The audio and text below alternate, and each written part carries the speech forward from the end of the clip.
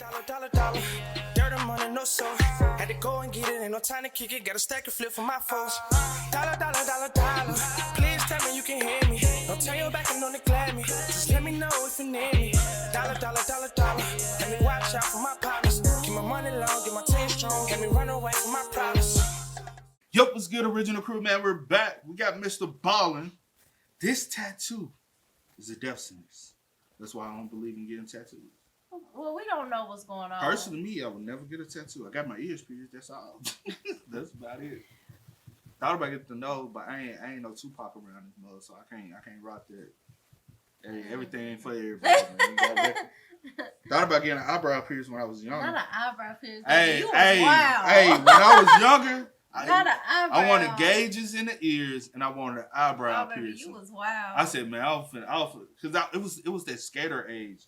And everybody wanted to be, you know what I'm saying, back with new boys. You a jerk. Yeah. You a jerk. I used to have the tight jeans and everything, bro. I was like, man, I'm finna get the gauges going. Bro, that would have ruined everything. Cause you know how temporary that was? Yeah. That life That's crazy. did not last long, bro. And so think about it. If I had did all that, I would have had to get some tats. You was like, you might as well go. But only reason why I used to be like, I ain't finna get no tattoos. I'll be like, bro, I'm black as hell. They ain't gonna show. Bro, this shit ain't gonna show up like I see it. You gotta get the right person. I have to do it right here where I'm lighter at. Yeah. And then it'll show up. But if I get it right here, boy, they be like, what they say? Gotta get all up on me and see what I got. Might as well go all out. Hey, man, with that being said, before we get into it, make sure y'all check out the links in the description box. Down below. You already know where to go, man. You want the first part, all you gotta do is check out down below. Also, if you enjoyed today's video, fucking it with a thumbs up. And I don't want to hear none of that comments on, but you ain't that black for a tattoo. I know some people black as me. Every time I see they tattoo, I have to walk up and be like, it's some people I know personally. I go back home. They ain't get the right people to do it. You gotta get the right person to do it. Yeah, because some of them got the inmate tattoos. Yeah, you got that the prison right person needles. to get you right.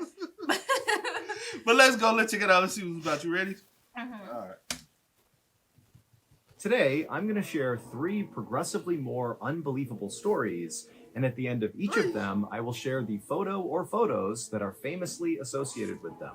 But before we get into those stories, if you're a fan of the strange, dark, and mysterious delivered in story format, then you've come to the right place because that's all we do, and we upload once a week. So, if that's of interest to you, please give the like button a 1,000-piece jigsaw puzzle for their birthday, but before you hand it over, make sure you secretly remove one of the pieces. Also, please subscribe. That ain't bad because I can still do it. But then it won't be complete. But I can imagine in my head what it look like. Damn, I'm missing a piece. Well, shit. No, like I want to step back and be like, wow. Look what I put. You know what?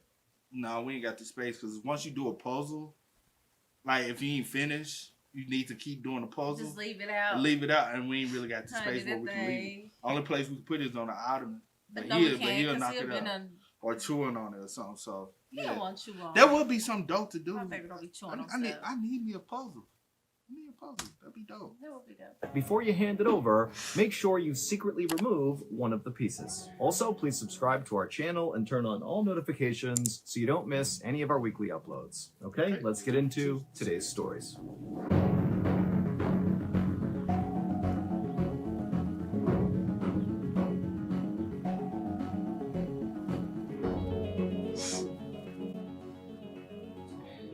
Early on the evening of New Year's Eve in 2010, a 38-year-old man living in the Philippines named Ronaldo Dagsa decided he was just too tired to stay up all the way till midnight. But at the same time, Ronaldo really didn't want to miss out on all the festivities he knew would be going down out on the streets outside that night. So Ronaldo told his wife he was going to go take a nap, and could she please wake him up right before midnight, that way he could go outside and catch the tail end of the big celebration.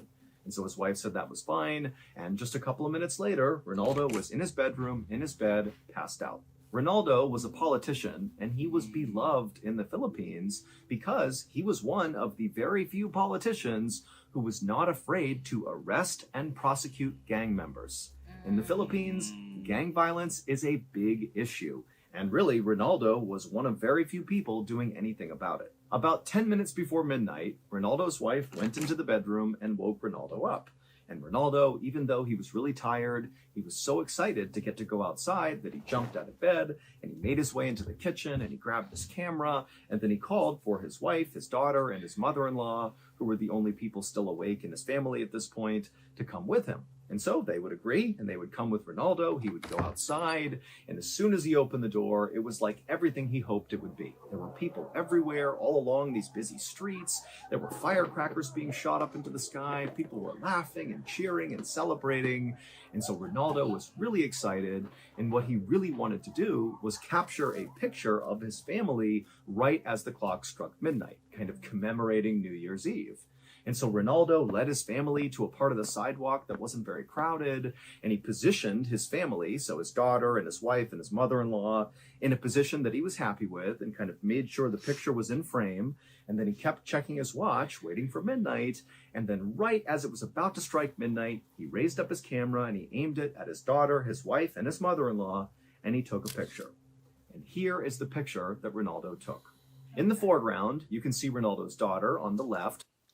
See whoever that is in the background. I don't know if they, what is it called? Photo bomb. I don't know if it's a photo bomb or, Okay. But it could mean something. Up against the car, and then next to her is Ronaldo's wife, and then next to Ronaldo's wife is Ronaldo's mother-in-law. And all three women are smiling as this moment in time is captured on film. But what Ronaldo also captured on film were two men who he didn't know standing right behind his family. The man on the right is not looking at Ronaldo. Instead, he's looking out to the road near them and kind of staring at the festivities. He looks concerned.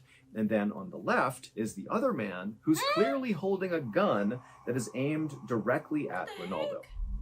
These two men were assassins who had been sent to kill Ronaldo. And Ronaldo took a picture at the exact moment that he was assassinated.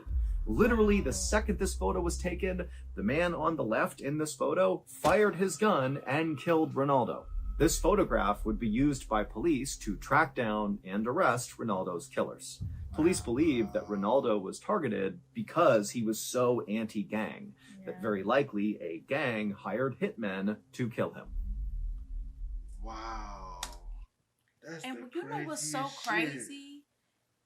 Is because the fact that y'all just there all, I know that's what, you came there for whatever you came there for, but the fact that, it was right before midnight, hey, come wake me up, we'll go out. I've been in my bed resting. I may not have even, decided which I was going to wait just until I came out to take me down. To be honest, all day, all night. They probably just spotted him, though, and plotted in. But the fact he captured you at the exact moment. That's crazy. That's the craziest point of the whole thing. You didn't care. Wow, that's unbelievable. See, that's some shit. That's made for movies. Right before. I'm gone. Hey, stop it. No. Lay down, Chauncey. I don't know. Lay down. But anyway. But yeah, that's crazy. That's sad. Very much so. Wow. All right, there you go, bud.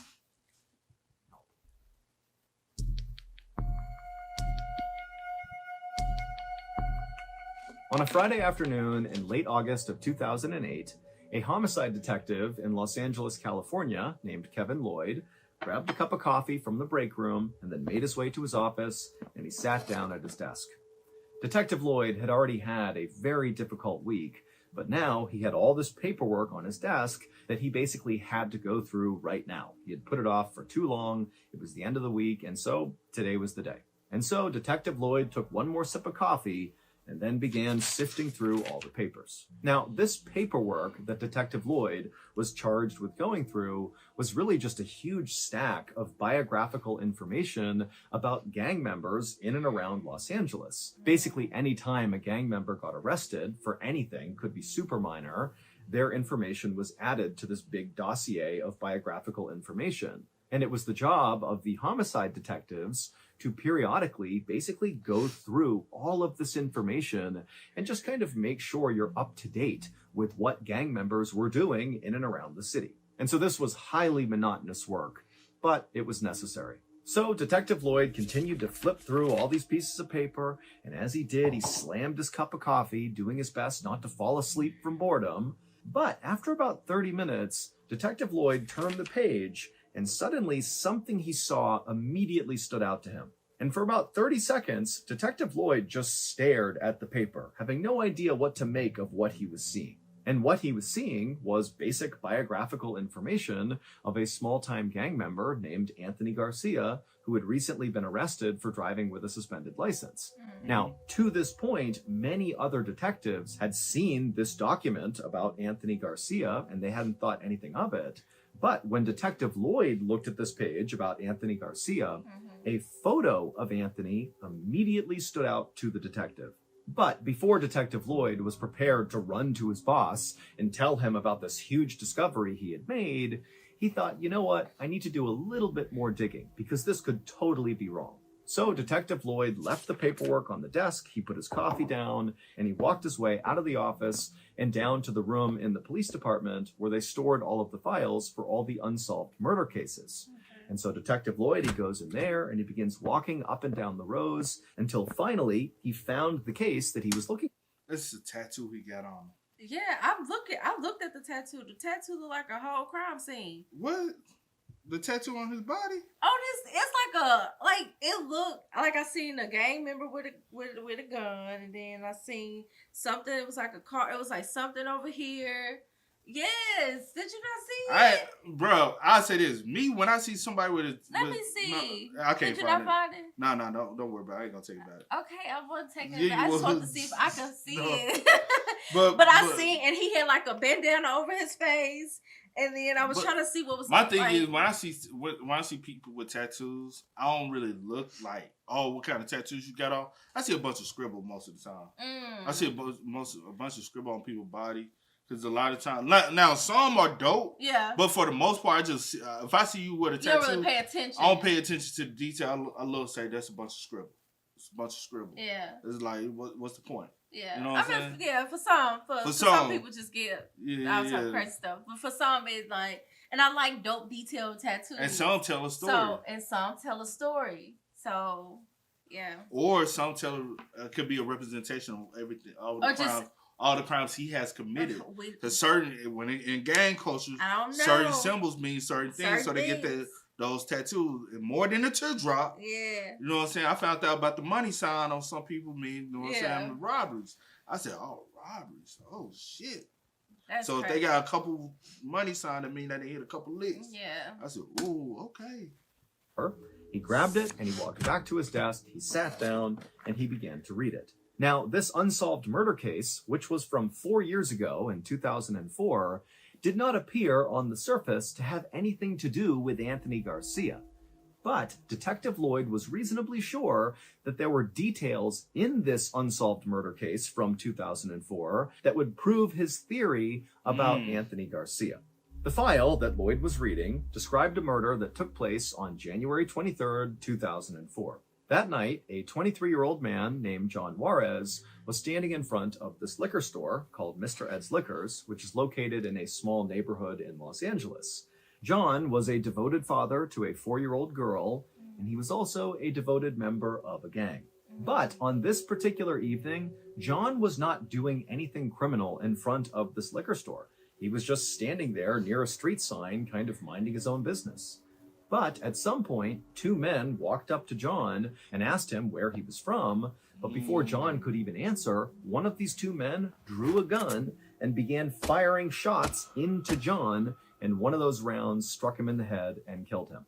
Now, after Lloyd had read through this file and the description of the murder several times and felt confident he had gotten all the information he could, he still wasn't sure if this was enough to prove his theory about Anthony Garcia. So he decided he would actually go to the liquor store where this murder happened and see it for himself.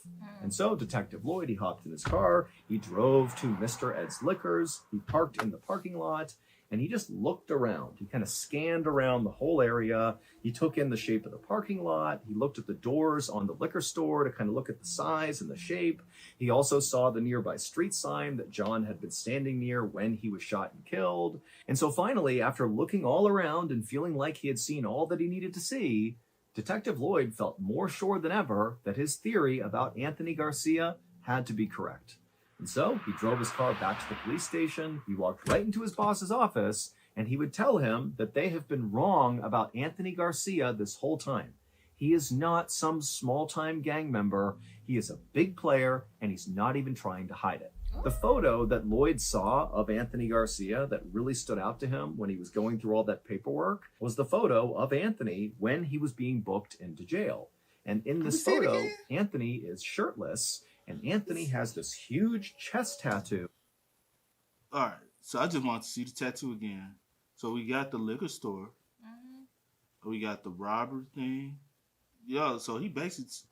and he's showing a dude getting killed. It's a whole crime scene on his chest. Because this right here so stuck out to me. And this stuck... I didn't see the liquor store in the back. I just seen the gunman, and then I seen this over here. So he's marking his body by every crime he has done.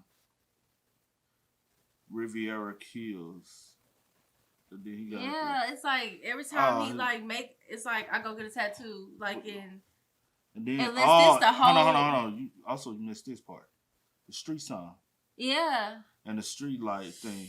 Oh, he dumb as hell. Your tattoo just solved the crime. I'm not getting tattoos to depict the whole fucking crime scene, dumbass. You that damn dumb? Like, yeah, that's crazy. So I ain't gonna hold you. Some gang members, are meant to be respected because they smart with it. I'll be like, hey, you know what I'm saying? Came across a couple of those, but I have came across a lot. I mean, a lot of dumbass criminals, and he is one of them. Yeah, cause what? I've seen a lot of dumbasses, and I'm just like, how the hell do y'all even get away with half of the stuff? Most of them don't. They go to jail. I know a lot of them. Yeah. But I know personally even some people that have killed some people and got away with it.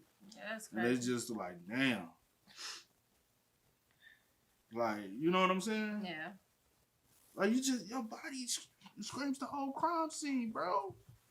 And so I wonder what we're gonna see. That you can clearly see in this photo. The tattoo shows a liquor store, and to the left of the liquor store is this military-style helicopter that's coming in and firing its gun towards the ground. And on the ground, in the line of fire from this helicopter, is what looks like this man who's got the body of a peanut. And so he's being killed by this helicopter. All the other people who saw this... Also, this is a peanut. Yeah, I was looking at peanut with the top hat, and he's being choked out. So, and I didn't understand that because I was like, they're like the little peanut, and then this look like a little. And they done so horrible, bro. This is so inmate ass tattoo. Or I'm going to your house to get a tattoo. Yeah, I don't know, but yeah. Of a peanut, and so he's being killed by this helicopter. All the other people who saw this photo or who saw Anthony Garcia in person chalked up his tattoo to just some weird depiction of a helicopter killing a peanut guy, and they didn't think too much of it. But Detective Lloyd had actually been to the crime scene in 2004 when John Juarez had been murdered, and so he had seen the layout of the crime scene, and then he's looking at this photo of Anthony Garcia's chest tattoo, and he realizes it is the same depiction of the crime scene. Anthony Garcia, his nickname was Chopper, which is often a slang term for a helicopter. And John Juarez, who was murdered in 2004, he was a member of a gang called Pico Nuevo. And Anthony Garcia and the gang he was involved in, which was not Pico Nuevo, they used to make fun of people like John for being affiliated with that gang by calling them peanuts, meaning the helicopter in the tattoo represented Anthony Garcia, and the peanut guy was John Juarez. So this tattoo is literally like a confession that Anthony Garcia was the guy who shot and killed John Juarez. And there were other details in this tattoo as well that made it even more clear that this really was like a confession. I mean, just the angle of the peanut guy's body, so John Juarez's body in the tattoo, was the same angle as he was found in real life.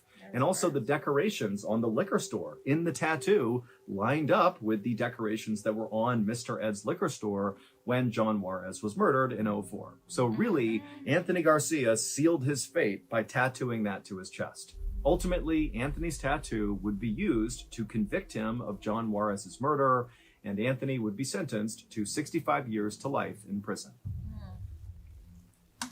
Boy, let's all take a moment right now to look at a stupid idiot. I ain't gonna hold you, boy. That's crazy.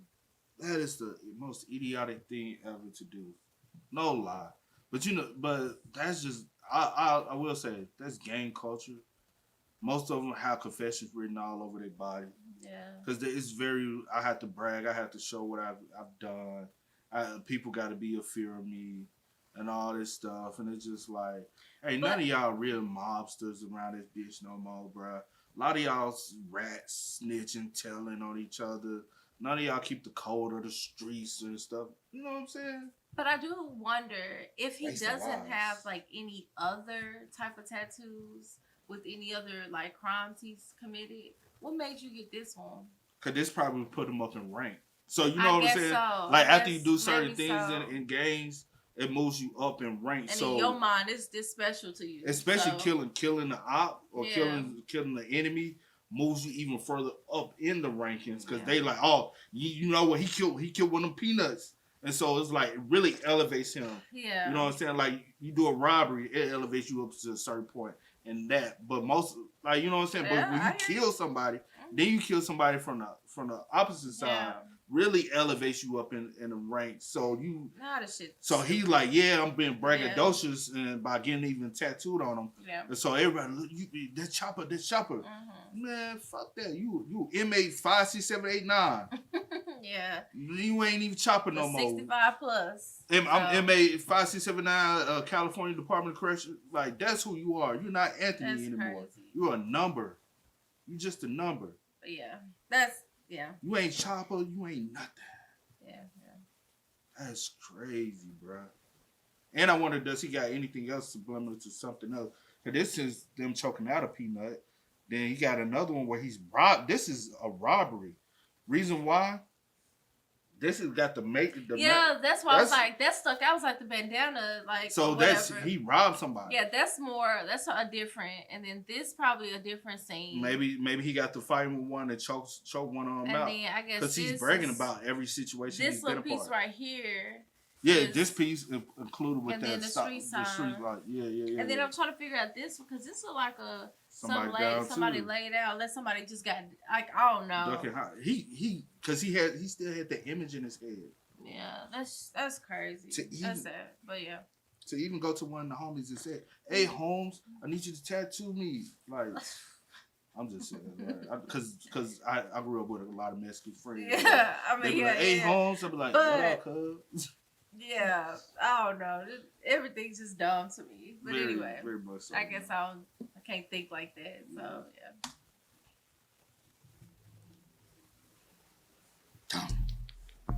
That's it. There is a very popular TV show on HBO called Curb Your Enthusiasm, and it's about the mega famous Larry David who created Seinfeld.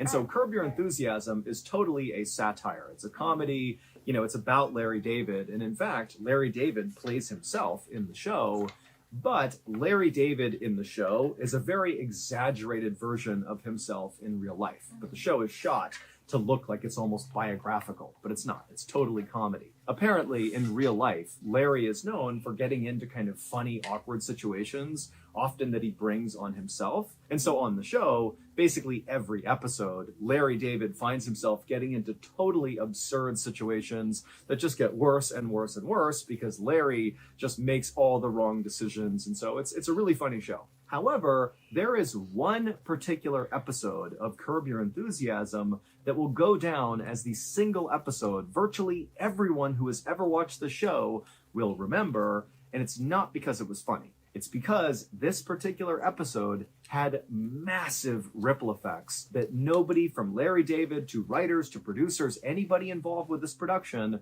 could have predicted.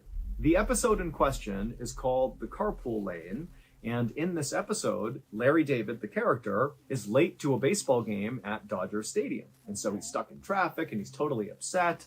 And then he has this idea that if he picks up this prostitute who's right outside his car, that if she gets in the car with him, he'll now have 2 passengers in the car and therefore will be eligible to use the carpool lane that nobody else was using in this traffic jam, and that would allow him to get to Dodger Stadium faster. And so he hires this prostitute and she gets in the car and Larry kind of awkwardly explains his plan. And then he hops in the carpool lane. He makes his way to Dodger Stadium. The plan works great. And when he gets there, he actually ends up bringing the prostitute with him into the game to just watch the game with him. And so he goes up, they find their seats, and their seats are just so bad. But as they're sitting there and Larry's totally upset about how bad his seats are, Larry happens to see one of his friends who's also at this Dodgers game. And Larry can tell, his friend has great seats. And so the rest of the episode is basically Larry going down and trying to convince his friend to give up his seats for Larry and his prostitute to watch the game. And his friend just continuously says no. And so really that's the gist of the episode. And you can see how it kind of gets more and more ridiculous and it gets really funny. But I mean, it's pretty typical writing for this show. This was not like a special show in any way. It was just kind of par for the course, Curb Your Enthusiasm. That is, until a lawyer named Todd Melnick heard about it. In the fall of 2003, this lawyer, Todd Melnick, called HBO and said he needed to see the raw footage from the episode they shot called A Carpool Lane. A producer at HBO named Tim Gibbons is the one who answered this call, and his first reaction was, we can't let you see this footage because this episode hasn't even aired yet, and so you're going to have to wait the couple of months until this episode comes out if you want to see this footage. But Tim quickly noticed that Todd Melnick, the lawyer, was not about to give up this easily. He was adamant that he had to see this footage right now. And so eventually, Tim Gibbons actually would go and find Larry David, and he would ask Larry, hey, do you mind if this random lawyer comes and watches this footage from this unaired episode? And Larry was like, okay. And so the next day, Todd Melnick showed up at HBO, and he was led into this small room with a TV, and Tim, the producer he spoke to, as well as Larry David and a few other people from the Curb Your Enthusiasm production, they all filed into this room, and all of them just sat down, and then they began playing the footage, the raw footage from the Carpool Lane episode. And as they watched this footage, which was hours and hours and hours long, the lawyer, Todd Melnick, is watching the footage and just kind of slumping into his chair, just seeming like what he was watching was making him more and more unhappy. That clearly, he was looking for something and he was not seeing it in this footage. But finally, when one of the producers put in the 5th and final tape of raw footage from this episode... Let's see. You over here looking like, are you picking it up? I'm either thinking like whatever he's looking for is either going to help maybe a case that he's working on, because maybe this is somebody's alibi. Yeah. Or he's seeing something happen as far as a crime. Or something in that nature. But I'm sure other people would have picked up on it or might not. So, okay. I'm just thinking. Sorry. When one of the producers put in the 5th and final tape of raw footage from this episode, Todd Melnick, as he's sitting there watching the footage, which looks basically like Larry walking up and down the steps at Dodger Stadium over and over again, and him also walking in and out of his aisle. They reshot the scene of him sitting down inside of his crappy seats. Todd's watching this over and over again, and then suddenly he sits up and he points at the screen and goes, right there! It would turn out Todd Melnick was investigating a murder case. The murder happened on May 12th, 2003. A 16-year-old girl named Martha Puebla was standing in front of her house in a neighborhood in Los Angeles when she was shot by gang members because apparently a rumor had gotten out that Martha was snitching on gang members, and so she was killed. And the police actually had already made an arrest in this murder. They had arrested a guy named Juan Catalan. Juan's brother, Mario, was on trial for a different murder, and just 2 weeks before Martha's murder, Martha testified in Mario's case. And who was in the audience listening to Martha's damning testimony about Mario? Well, Mario's brother, Juan. And so prosecutors believed this was the motive for Juan to kill Martha. Also, there was an eyewitness to Martha's murder, and the sketch artist who worked with this eyewitness came up with a composite sketch of Martha's killer that looked exactly like Juan. And so now Juan was potentially facing the death penalty if he was found guilty. But Juan was adamant that he did not kill Martha, and on the night of her murder, he said he was at the Dodgers game where they were filming a Curb Your Enthusiasm episode. But nobody believed him except for his lawyer, Todd Melnick, who called HBO, got access to all that unseen footage from the episode, and after watching for hours and hours and hours, finally that fifth tape goes in, and sure enough, Todd Melnick watched as his client, Juan Catalan, strolled right into frame and sat down with his daughter. It would turn out Juan was telling the truth the whole time. He did not kill Martha, and Curb Your Enthusiasm proved it. Shortly after this discovery, Juan would be released from prison, and he would receive a settlement of $320,000 from the city of Los Angeles and the police. As for Martha, the police were able to eventually track down 4 people who were involved in her murder, and all 4 would be convicted and sent to jail for life. Good. That's crazy, bro. There is a road. Saved by Curb Your Enthusiasm. And oh my gosh, I just thought about it. That's nothing but whatever you want to call it. I don't know what you want to call it, because he could have had any other seats. Yeah. Would have picked him up on any cameras, probably. You know what I'm saying? Like, more than likely not. Not like front, face. They probably just, because, like, I'm sure he was like, hey, I got ticket stuff. They were like, you could have got those ticket stuff anywhere. Yeah. Or they maybe have had cameras like coming in, but they were like, well, you probably could have left out and there wasn't no camera or whatever. Well, but, hold on. I forgot the time. It was 2003, I think he said. They ain't like security. Like, you got to also think about footage back then, unless you was filming at a event like that, you really wasn't gonna get the best quality. So most security footage that you did get, it was a little grainy. Yeah. So it's not, and then it doesn't pick up every single. Nowadays, more stuff is HD, more stuff is very clear quality. But back then, it still was like, unless you was really shooting a high budget film, you ain't have some of the best quality. So they could have been like, hey, you could have went to it, created an alibi, had the ticket stuff. Then left. But we actually had to have you sitting and watching the game. In this. Yeah. Thankfully, he was sitting where he was sitting, and they just so happened to be filming. And he had at that moment, and he had his daughter with him. That's crazy, bro. That's insane. Cause you know what I'm saying. Most people think like. I'm so glad that hate that it happened. I hate that everything happened, but I'm glad that they was able to pick that up, and he was able to tell his lawyer, like, I was here. They were filming, please, like, you know what I'm saying? You know how many people actually look like this? Yeah, that's just like that's not even a good depiction. Yeah, it's really not. And then I'm looking at the hairline. The hairline doesn't match. Yeah. The hairline is totally different. Now, the mustache might be very similar because it's just a thick mustache. Or somebody could have just said, hey, I know what his brother looked like. And that's the image they got in their head. And they're just like, because you just never. Go. No. I was just going to say, when it comes to kind of like that, like even when it comes to like testimonies and sketches and stuff like that, testimonies, but eyewitness testimonies, still the same. Yeah. And sketch, because you don't, sometimes you can't like. Your mind is like create its own picture for you. Yeah, or you like, okay, this is what the people are saying. It's him. So I'm going to give, I don't know. And a lot of times your mind changes so much. Yeah. Like, so sometimes, have y'all not like been in somewhere in something and you vividly remember it, and then your mind, then you start having these altered factors in your mind, and you're just like, well, you know what I'm saying? I have that all the time. Then you try to start forcing the image, but if you go back and look at the camera, it'd be totally different than what you thought of. You like, damn, I was envisioning seeing that. Yeah. It's like a Mandela effect type of thing. You know what I'm saying? Like, you know how many times we grew up and said we've seen